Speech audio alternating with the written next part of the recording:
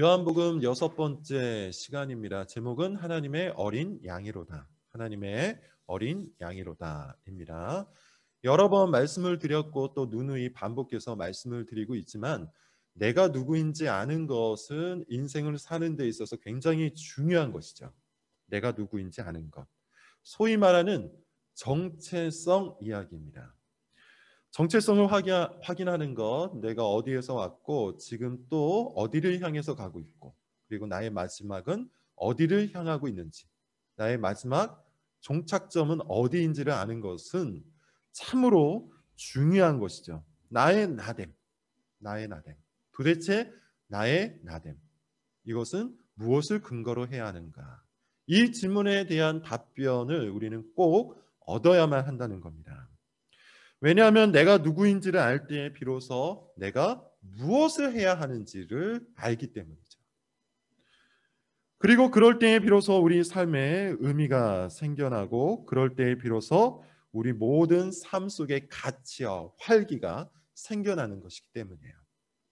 요즘 방영되고 있는 드라마 중에 시지푸스라는 것이 있더군요. 시지푸스. 그리스 신화에 나오는 왕입니다. 시지푸스의 일화 중에 가장 유명한 것이 있어요. 그가 신들을 기만한 죄로 인해서 지옥에 떨어지는데 그 지옥에서 받는 벌이 아주 유명합니다. 시지푸스는 그 벌로 정상까지 바위를 밀어 올리는 그런 벌을 받았어요. 바위를 밀어 올리는 벌을 받았는데 정상에 도착하면 그 바위가 다시 땅으로 굴러 떨어집니다. 그러면 다시 처음부터 밀어 올려야 하는 영원한 형벌을 받게 돼요. 그래서 이 시지푸스가 유명해졌죠. 영원한 형벌, 영원한 노동의 형벌. 그래서 보통 이 형벌을 최고의 형벌로 말하는데 아무런 의미도 없고 아무런 목적도 없는, 혹은 의미도 모르고 목적도 모르는 채 그저 일을 반복하는 어떤 상태에 관한 이야기예요. 그래서 시지푸스 증후군이라는 말이 있죠. 요즘처럼 거대하고 복잡한 사회 시스템에서 일을 하는 사람들이 종종 이 시지푸스 증후군에 시달립니다. 일을 하기는 하는데, 열심히 일을 하기는 하는데 내가 도대체 왜 일을 하는지 알지 못하는 거예요. 그 일 속에서 의미를 찾지 못하고 그 일을 통해 자기 인생의 목적을 찾지 못하는 것. 이것을 시지푸스 증후군, 이렇게 이야기를 합니다. 시지푸스 증후군에 빠지게 되면은요, 바쁘게 살기는 하지만 생기가 없죠. 하루 종일 정신없이 살기는 하지만 내일이 별로 기대가 되지 않아요. 무기력증에 빠지게 되고 나태해지고 활력을 잃어버리게 된다는 겁니다. 그러므로 삶의 의미, 인생의 목적을 아는 것은 굉장히 중요한 일이죠. 삶의 의미와 인생의 목적을 알아야만, 인생의 목적을 알 때에만 우리가 하는 모든 일들에 생기가 들어오기 때문이에요. 그리고 삶의 의미와 인생의 목적을 알기 위해서 반드시 먼저 알아야 하는 것이 있어요. 그게 뭐냐면 내가 누구인지를 아는 거예요. 도대체 내가 누군가? 나의 나됨은 무엇을 근거로 하고 있는가? 나는 어디에서 왔고 어디로 가는지, 나의 나됨은 어떻게 형성되는지, 나라는 존재는 도대체 누구인지를 꼭 알아야 한다는 것이죠. 바쁠수록 우리가 반드시 붙들고 확인해야 하는 겁니다. 자기 자신을 아는 지식, 그것이야말로 우리가 알아야 하는 첫 손꼽히는 지식이라는 것이죠. 그래서 여러분 기독교 강요를 읽어보신 분들은 알겠지만 기독교 강요의 첫 장에 뭐가 나옵니까? 하나님을 아는 지식과 동시에 자기 자신을 아는 지식이 나오는 거예요. 오늘 본문은 지난 본문과 연결이 됩니다. 본문의 주인공은 여러분 예수님이 아니라 세례 요한이에요. 특별히 지난 본문과는 달리 오늘 본문에는 드디어 예수님이 등장하시는데, 그럼에도 불구하고 잘 읽어보시면 오늘 본문의 주인공이 세례 요한이라는 것을 알 수 있을 겁니다. 자, 29절, 30절을 우리 같이 한번 읽어보겠습니다.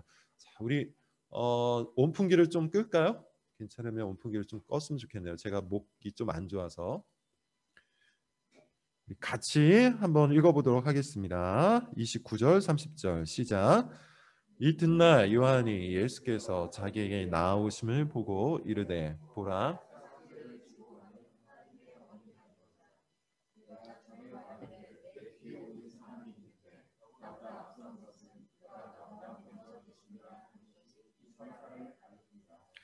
예루살렘에서 파견된 유대인들과 한 차례 대화를 끝낸 상태죠. 우리가 지난 시간 본문에서 살펴봤듯이 예루살렘에서 세례 요한의 소문을 듣고 사람들을 파견했죠. 그리고 세례 요한에게 집중적으로 물어본 질문이 있었어요.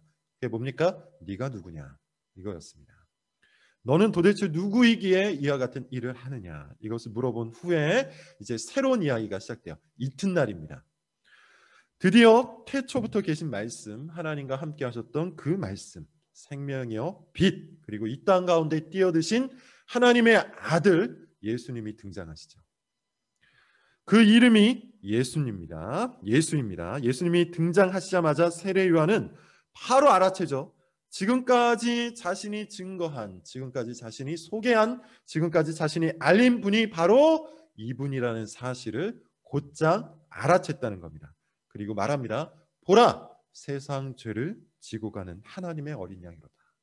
내가 전에 말한 내 뒤에 오는 사람이 있는데 나보다 앞선 것은 그가 나보다 먼저 계심이라 한 것이 바로 이 사람을 가리켜 한 것이라. 여기서 여러분 우리는 한번 상상을 해볼 필요가 있는데 어떤 상상인가 하냐면 세례 요한의 마음이에요. 세례 요한이 이 말을 할 때 어떤 감정을 가졌는지 한번 상상을 해볼 필요가 있다는 것이죠. 광야에서 오랫동안 수년 동안 외쳐왔던 그 사람이 바로 눈앞에 나타났는데 건조하고 담담하게 이야기하진 않았을 것 같아요. 분명히 감격이 있었을 겁니다. 분명히 놀람이 있었을 겁니다. 당연하겠죠. 자기 정체성과 사명이 다시 한번 확인되는, 그것도 아주 정확하게 확인되는 순간이었기 때문이에요. 세례 요한의 정체성 어디에 있었죠? 세례 요한은 누구였습니까?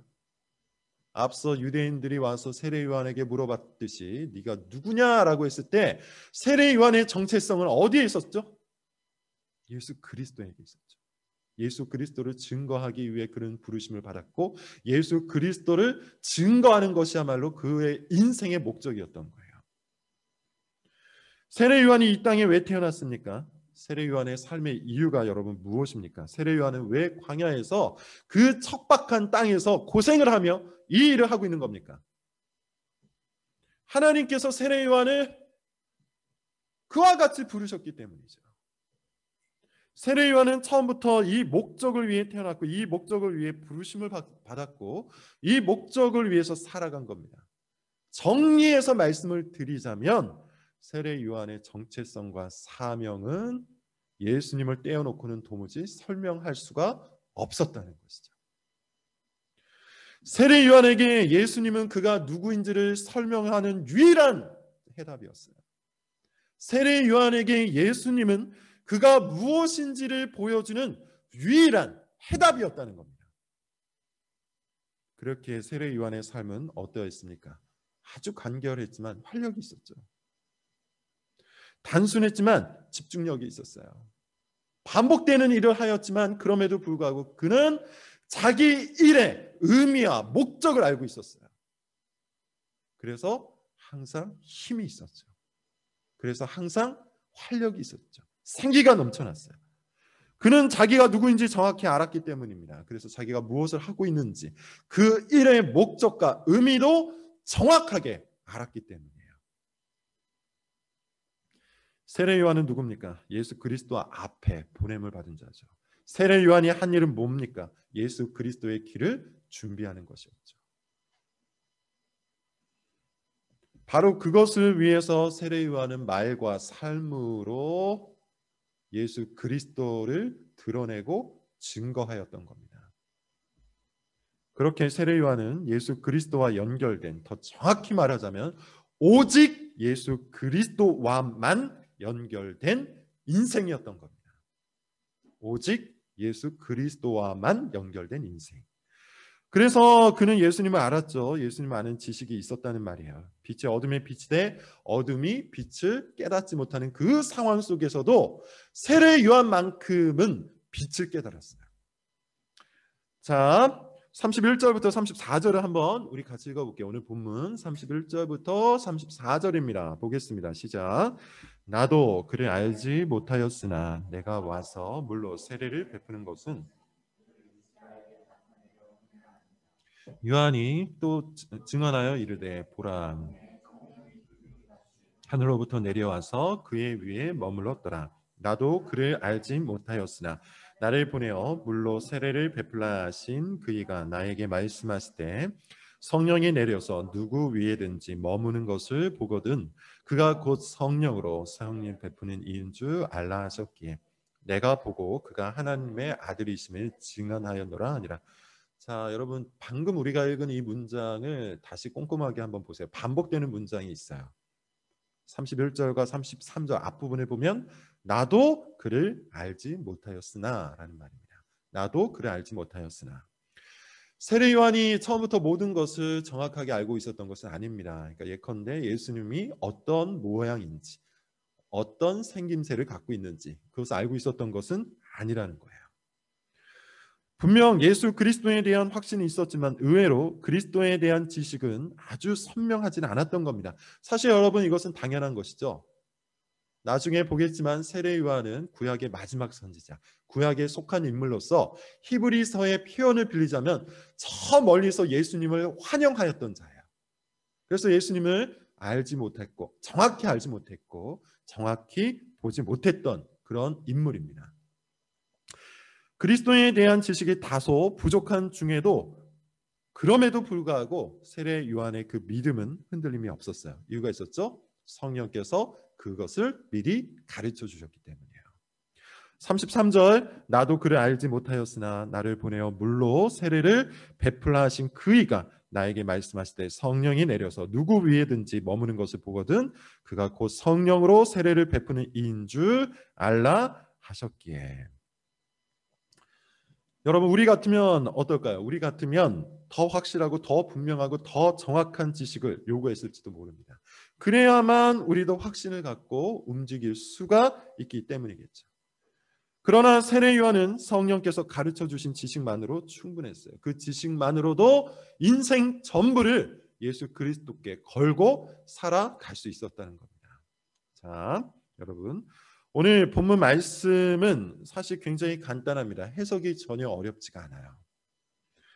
세례 요한은 예수 그리스도와 연결된 인생이라는 것, 세례 요한은 예수 그리스도를 아는 지식이 있었다는 것, 그리고 그 지식이 완전하지 않은 중에도 히브리서의 표현을 따르면 저 멀리서 예수 그리스도를 바라보고 있는 그 와중에도 그럼에도 불구하고 그리스도에 대한 확신을 품고 있었다는 것.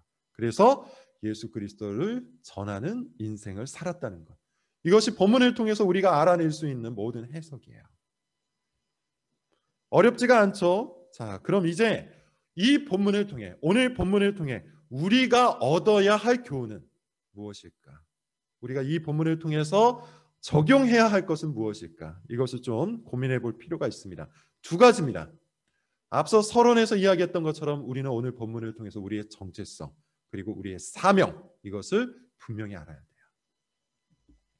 첫 번째, 세례 요한과 같이 우리도 철저히 그리스도와만 연결된 인생이라는 사실을 믿어야 합니다. 믿어야 합니다.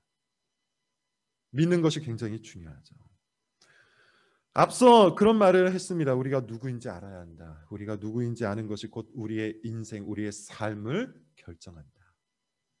나의 나됨, 나는 무엇을 근거로 지금 내가 되고 있는지를 반드시 알아야 한다는 겁니다.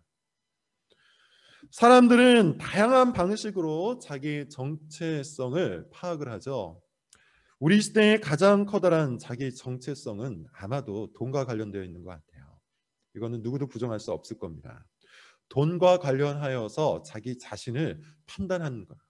돈과 관련하여서 자기의 정체성을 스스로가 만들어 간다는 겁니다. 주식 열풍, TV를 보거나 아니면 주변 사람들과 이야기할 때를 보면 주식에 관한 이야기를 정말로 많이 하죠. 주식 열풍이 일어났다는 것 자체가 여러분 뭘 뜻하는 겁니까? 우리가 우리의 정체성을 돈과 관련해서 상당히 많이 생각을 하고 있다는 것을 보여주고 있는 증거이죠. 돈이 있다, 돈이 없다, 부자다, 가난하다 등등 돈과 연결된 정체성을 가지고 사람들은 자신의 자신됨을 확인하고 있다는 겁니다. 이런 사람들은 어떻게 살 수밖에 없습니까? 돈을 위해서 살 수밖에 없죠. 돈을 벌기 위해서 삽니다. 돈을 위해서 삽니다. 돈에 의해서 자기 정체성이 결정되어 있기 때문이에요. 돈만이 아닙니다. 또 관계와 관련해서, 사람과 관련해서 자기 정체성을 결정하는 일들도 오늘날 굉장히 많아요. 자기가 얼마나 유명한 사람을 아는지, 그것이 자기 정체성 결정하는 사람들이 있죠. 자기가 얼마나 높은 평판을 받고 있는지 이것을 갖고서 자기 정체성을 결정하려고 하는 사람들도 굉장히 많이 있어요.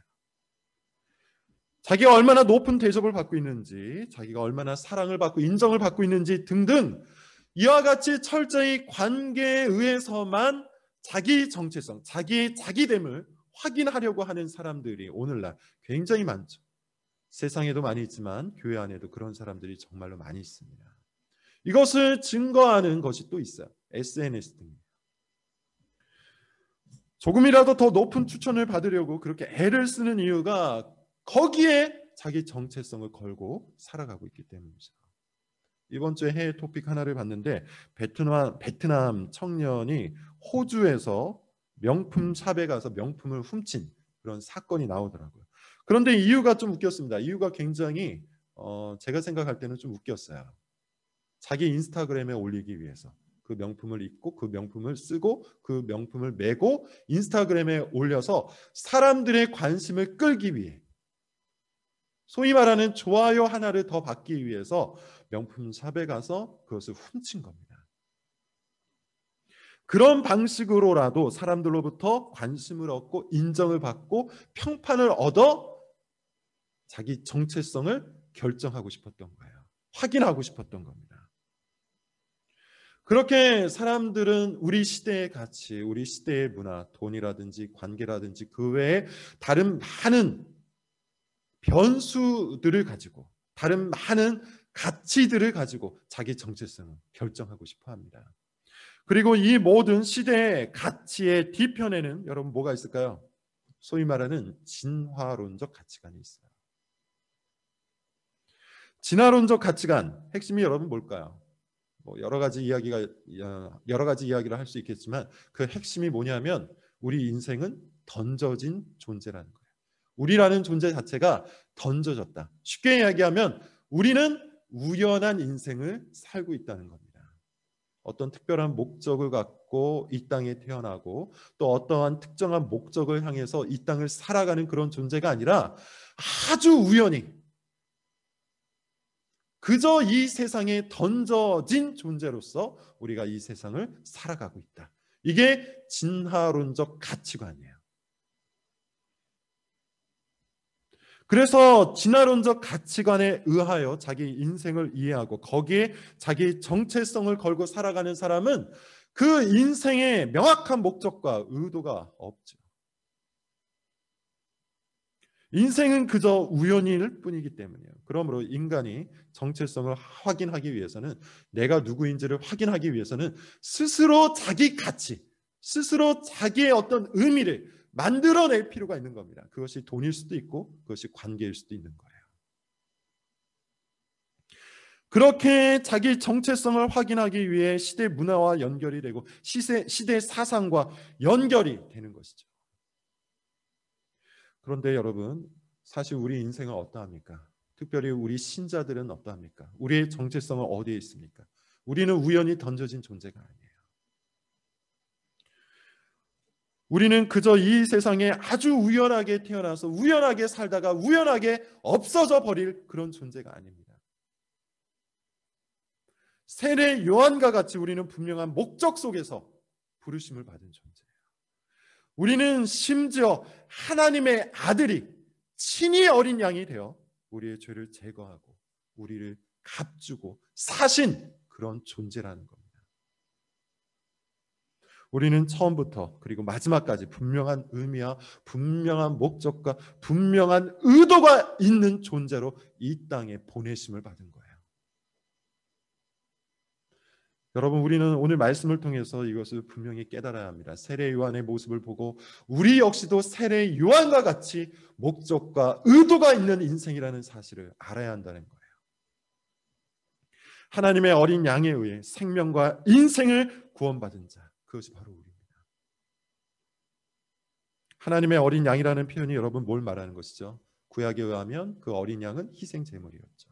속죄 제물이었어요. 누군가의 죄를 대신하여 죽임을 당하는 속죄 제물이에요. 그 하나님의 어린 양이 누굽니까? 예수 그리스도예요. 하나님의 아들 예수 그리스도. 그런데 놀라운 사실은 뭡니까? 그분께서 왜 이 땅에 오신 것이죠? 바로 우리를 구원하기 위해 이 땅에 오신 겁니다. 우리를 부르시기 위해서 오신 겁니다. 우리를 영원한 하나님 나라로 인도하기 위하여 이 땅에 오신 거예요. 하나님께서는 우리를 구원하기 위해 자기 아들을 제물로 삼으신 것이죠. 그렇게 하나님과 그의 아들 예수 그리스도는 우리 인생을 향한 정확한 목적과 분명한 의도를 갖고 일하고 계신 겁니다. 그러므로 그 누구도 우연히 이 땅에 존재하는 사람이 없죠. 그러므로 그 누구도 아무런 의미와 아무런 목적 없이 이 땅에 던져진 존재는 없다는 거예요. 우리의 정체성은 아주 명확합니다.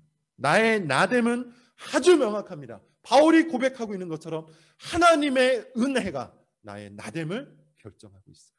나의 나됨을 확인하고 있어요. 우리는 하나님의 은혜에 의해서 이 땅에 보내심을 받았고 이 땅에서 구원으로의 부르심을 받았고 이 땅에서 사명으로 부르심을 입은 자예요. 앞서 말씀을 드린 것처럼 우리는 이것을 믿어야 합니다. 이것을 믿어야 합니다. 요한복음이 기록된 기록의 목적이 여러분 뭐라고 했습니까? 이것을 믿게 하려 하는 것이라고 했죠. 요한복음만이 아니에요. 성경이 기록된 기록의 목적도 바로 그것이에요. 이것을 믿게 하려 하는 거예요. 하나님께서 자기의 아들을 어린 양으로 삼으셔서 우리의 모든 죄를 짊어지고 우리의 모든 죄를 제거하기 위하여 속죄 제물로 삼으신 그 사건, 그리고 우리는 바로 그 사건 속으로 부르심을 받은 존재라는 것을 믿게 하려 하는 것, 이것이 바로 요한복음의 기록 목적입니다. 여러분 이것을 꼭 믿으시기 바랍니다. 나는 누굽니까? 여러분은 누굽니까? 세례 요한은 누구였습니까? 성경에서 보는 모든 성도들은 도대체 누굽니까? 하나님의 어린 양이신 예수 그리스도 안에서 부르심을 입은 성도입니다. 그것이 우리의 정체성이에요. 우리에게는 목적이 있고 우리에게는 의미가 있다는 것이죠. 이것을 여러분 꼭 믿으시기를 바랍니다. 두 번째, 오늘 본문을 통해서 우리가 얻을 수 있는 두 번째 교훈 이겁니다. 그러므로 우리는 이 예수 그리스도를 전하기 위한 사명도 받았다는 사실을 알아야 한다는 것이죠. 세례 요한이 하나님에 의해서 보내심을 받고 또 성령에 의해서 부르심을 받고 그리고 예수 그리스도를 하나님의 어린 양으로 세상 가운데 증거했던 것처럼 우리도 동일하게 하나님에 의해서 이 땅 가운데 보내심을 받았고 성령에 의하여 부르심을 받아 예수 그리스도를 믿고 있죠. 그리고 동시에 또한 우리는 예수 그리스도를 증거하는 인생을 위하여 부르심을 받은 거예요. 우리 인생 전부는 그것을 위해서 부르심을 받았다는 겁니다. 앞서 말씀을 드린 것처럼 세례 요한이 오직 예수 그리스도와만 연결된 인생이었던 것처럼 우리도 동일하다는 거예요. 우리도 오직 예수 그리스도와만 연결된 인생이라는 것이죠. 이것을 여러분 우리는 분명히 믿어야 합니다. 우리에게는 사명이 있어요. 우리에게는 사명이 있어요. 우리 인생의 목적이 분명하게 있어요. 우리가 써야 하는 그 인생의 쓰임새가 분명하게 있다는 겁니다. 우리는 우리 인생을 낭비해서는 안 됩니다. 우리는 우리 인생을 허투루 사용해서는 안 됩니다. 우리는 결코 게을러서는 안 됩니다. 우리는 결코 나태해서도 안 됩니다. 왜냐하면 우리의 인생은 하나님께서 불러주신 그 사명 안에 있기 때문이에요. 물론 여러분 지금 이 말씀을 오해하지는 마십시오. 오직 예수 그리스도와만 연결된 인생이다. 그리고 우리는 예수 그리스도를 증거하기 위해서 부르심을 받은 인생이다. 이 말이 우리 일상에 필요한 모든 것들을 다 멈추고 전도자로, 선교사로, 목사로 나서야 한다는 그런 뜻은 결코 아닙니다. 이런 방식으로 여러분 오해할 필요가 전혀 없어요. 공부하는 사람은 여전히 공부에 어떤 목적을 놓고 열심히 공부하시면 됩니다. 직장 생활을 하시는 분들은 마찬가지로 직장에서의 탁월함과 직장에서의 성취를 위해서 열심히 부지런히 근면하게 일하실 필요가 있겠죠. 그것도 하나의 목적이에요. 가정에서 주부로 살아가는 분들도 마찬가지입니다. 가정을 돌보고 이 가정 속에서 하나님의 뜻과 은혜를 나타내기 위해 열심히 가정을 돌보는 그 사역들을 할 필요가 있을 겁니다. 그렇게 지금 현재 각자의 영역 속에서 여러분들에게 맡겨진 어떤 일을 힘써 감당하는 것도 여러분 인생의 목적이에요. 그런데 그것이 궁극적인 목적은 아니에요. 지난주에 제가 그런 설명을 드렸던 것 같아요. 우리가 이와 같이 가정에서, 직장에서, 그리고 모든 관계와 우리의 일상과 관련된 모든 삶의 영역에서 살아가고자 하는, 살아가는 그 목적이 여러분 어디에 있다고 했습니까? 예수 그리스도께서 주인공으로 오르실 무대를 만들기 위해서 우리는 직장 생활을 하는 것이라고 했죠. 예수 그리스도께서 주인공으로 오르실 무대를 만들기 위해 우리는 관계를 맺고 있는 겁니다. 그것이 관계의 목적이에요. 그것이 직장 생활의 궁극적인 목적이에요. 그것이 우리 일상의 궁극적인 목적이라는 겁니다. 그리스도를 드러내는 것, 그리스도를 증언하는 것, 그리스도를 높이는 것, 그리스도를 예배하는 것. 그것이 우리가 모든 삶을 들어서 이루고 성취해야 할 궁극적인 목적이에요. 공부를 왜 열심히 해야 합니까? 공부 그 자체의 목적이 있는 것이 아니죠. 그것을 통해서 그리스도를 높이기 위해서요. 여러분 우리가 직장 생활에서 그렇게 열심히 일하는 목적이 어디에 있습니까? 직장 생활에서 나름대로 성취를 얻고 나름대로 보람을 얻고 나름대로 어느 정도 성공을 거두려고 애쓰는 그 모든 목적과 이유가 어디에 있습니까? 거기에 그것 자체의 목적이 있는 것이 아니고 그와 같은 삶의 과정을 통해 그와 같은 삶의 목적을 통해 궁극적인 목적 그리스도를 높이기 위해서 그 일을 하는 겁니다. 우리는 여러분 이것을 분명코 알아야만 합니다. 그러므로 앞서 말씀을 드린 것처럼 우리는 게으름을 떨쳐내야 돼요. 게으름이라는 것은 단지 무엇인가를 하지 않는 그런 수준이 아니라 목적대로 살지 않는 것이 게으름이에요. 성경에 의하면 영적인 나태함은 하나님께서 우리를 불러주신 대로 우리 인생을 쓰지 않는 것, 그것이 게으름이에요. 그것이 인생을 낭비하는 거예요.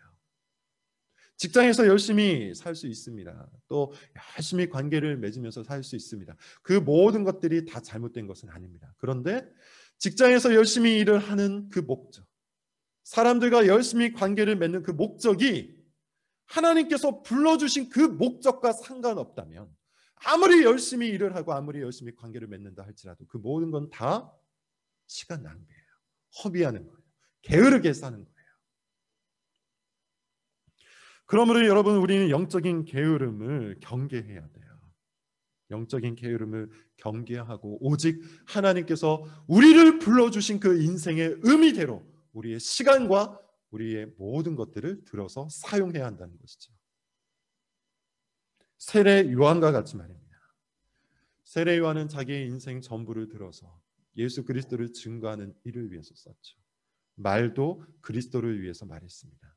행동도 그리스도를 위하여 행동하였습니다. 먹고 마시는 것까지도 예수 그리스도를 증거하기 위하여 먹고 마셨어요. 우리도 여러분 마찬가지예요. 결론을 맺겠습니다. 여러분, 어린 양이신 하나님의 어린 양이신 예수 그리스도께서 이 땅에 오셨어요.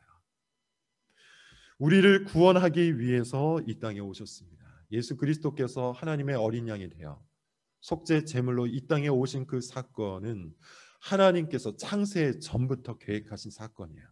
하나님께서 목적을 갖고 이 사건을 계획하시고 성취하셨다는 겁니다. 누구를 위해? 바로 우리를 위해 그 사건을 계획하시고 성취하신 거예요. 하나님께서 창세 전부터 계획하시고 2000년 전에 성취하신 그 사건이 우리 인생 속에서 벌어졌는데 우리 인생에 아무런 목적과 아무런 의미가 없을 수 있을까요? 결코 그럴 수가 없다는 것이죠. 자기 목숨을 바쳐서 우리의 인생을 사신 예수 그리스도는 또한 우리를 사명으로 불러주세요. 그 사명은 아주 명확합니다. 그 그리스도를 증거하는 겁니다. 예수 그리스도를 우리의 모든 것을 통해서 알리는 겁니다.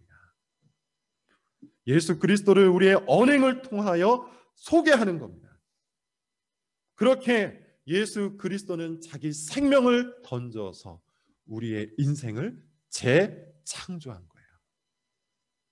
그것이 우리의 정체성이에요. 그것이 우리의 사명이에요. 다시 한번 여러분 말씀을 드립니다. 하나님의 어린 양이신 예수 그리스도는 자기의 생명을 통하여 우리의 인생을 재창조하였어요. 그러므로 우리는 오직 예수 그리스도와만 연결된 인생이에요. 예수 그리스도와 연결하여 우리의 정체성을 굳건히 해야 되고 예수 그리스도와 연결하여 우리 인생의 사명을 결정해야 돼요. 그렇게 하나님의 어린 양이신 예수 그리스도와 더불어 우리 인생을 결정해 나가는 우리 모든 성도들이 되시기를 바랍니다. 기도하겠습니다.